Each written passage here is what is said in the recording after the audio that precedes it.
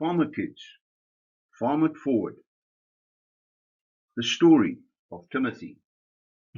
Friends, you have, over the past few weeks, received and will be getting more lessons and gardening tips on how to grow your own Farmer Kids Garden of Life veggie garden. We hope that you have learned more about vegetable gardening. Here is a story of Timothy, who received a fishing rod to make a difference in his family's lives. A lesson in Pay It Forward. The farmer kids and friends who have been sent the training videos and material can now grow their own vegetable gardens. By implementing the simple technique shown, you can produce your own food. As one of the farmer kids and friends, you can now make a difference in someone else's life. Send a person you know the farmer kids training material and the links to the farmer kids YouTube channel. Teach and encourage someone else how to grow a garden to feed their family. Farm it forward.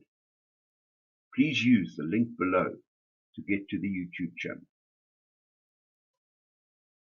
Timothy, a true story about a boy from the OKAVANGO. Two friends of 24 years, Derek and Stephen, made a 20-year dream come true, catching tiger fish in the OKAVANGO River in the OKAVANGO Delta, northwestern Botswana.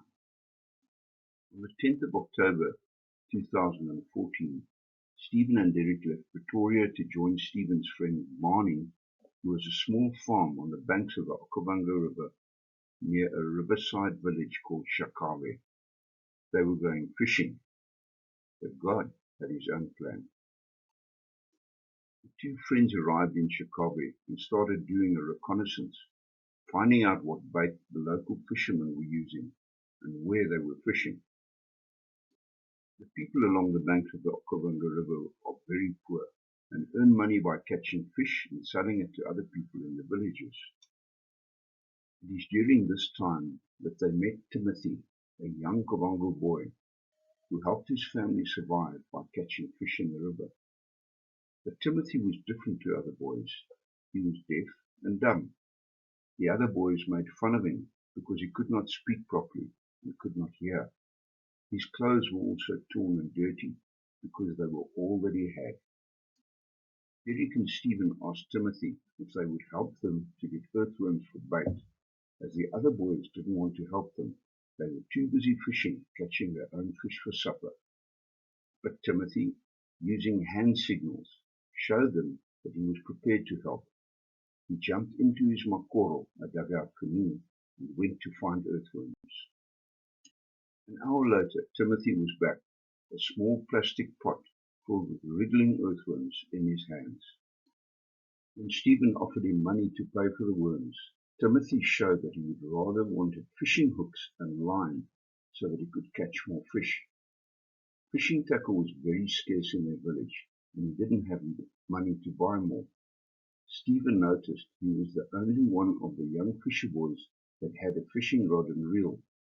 Although the rod had a broken tip and the reel was held together with wire, he seemed to use it very effectively. Fish is the main protein diet of the Kavango people. Stephen gave Timothy one of his fishing t-shirts he had been given by his wife, Susan, and a box full of hooks. Armed with his new supply of hooks and line and dressed in his new t-shirt, Timothy paddled off in his makoro to go fishing. Later that afternoon, Timothy came rushing back to where Stephen and Derek were staying. He was very upset as his reel had broken and he couldn't catch fish. Using hand signals, he asked Stephen to please help him repair it. Stephen took pity on Timothy and told him to sit with him while he attempted to make the reel workable. After an hour's stripping and adapting various parts of the reel, Stephen got the reel working again. Off went Timothy in his makoro, very happy that he could fish again. That night, Stephen had a dream. In the dream, God told him to give his favorite fishing rod and reel, which he had caught many fish with, to Timothy. When Stephen asked God in the dream why he should do this, as the rod and reel were very special to him, God told him that Jesus was his only son, yet he was prepared to let him die for us. He gave us what was very special to him. He asked Stephen to promise him that he would give Timothy the fishing tackle so that Timothy could use it to look after his family by catching fish. The next morning, Stephen told Derek about his dream. Derek smiled at Stephen, saying that it would be very difficult for a seasoned fisherman such as Stephen to give his rod and reel to a boy who was a stranger. As Stephen and Derek walked down to the boat to go fishing for the day, Timothy came rowing towards them in his makoro, smiling from ear to ear. When he got close, he shouted to them, showing them the fish he had caught with his old rod and reel that Stephen had prepared for him. Stephen then knew that he had to obey God's instruction to him. Over the next 2 days, Derek, Marnie, and Stephen had excellent fishing, and also had the opportunity to see the wonder of God's creation along the OKAVANGO River. They saw fish eagles and many other birds, as well as crocodile, elephant, and hippos.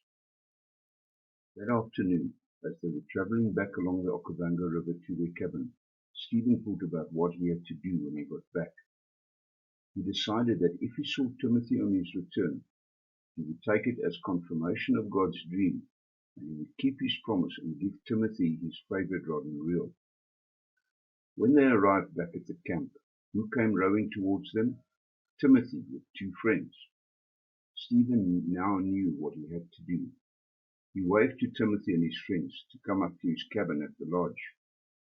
Timothy and his friends waited curiously to hear what Stephen had to tell them.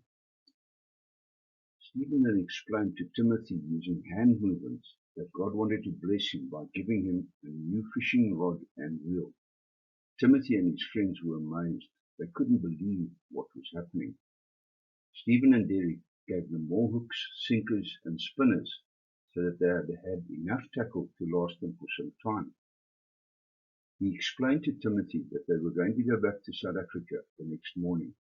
He must use the fishing tackle to catch big fish that he could sell and look after his family.